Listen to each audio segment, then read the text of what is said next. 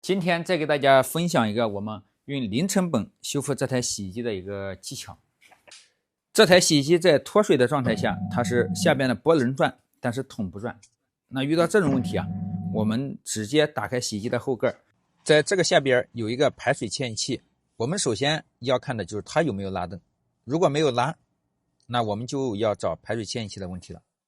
如果像这个一样已经拉动了，接下来我们就要看离合器下边这个紧爪与齿轮之间是否分离。如果没有分离，我们调整离合器上面的螺丝啊是可以解决的。如果像这个一样分离是正常的，那就是咱们离合器的问题了。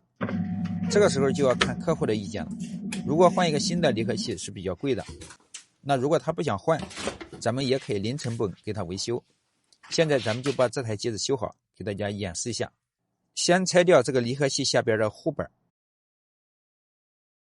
然后拆掉皮带轮中间的这个螺丝，就可以把这个皮带轮给它拿下来了。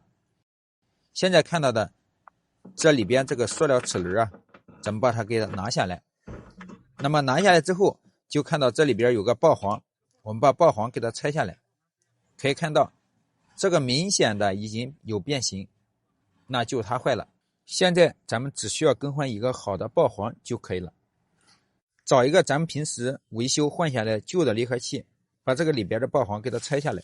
这个基本上啊都是通用的，直接安装在咱们这个要修的离合器上面，按照我们刚才拆卸的顺序，然后给它安装到位。现在是已经安装好了，那我们来实际观察一下。这个时候你会发现咱们问题已经解决。大家学会了吗？学会的兄弟咱们点赞收藏，以后啊每天会给大家分享一个维修的小技巧。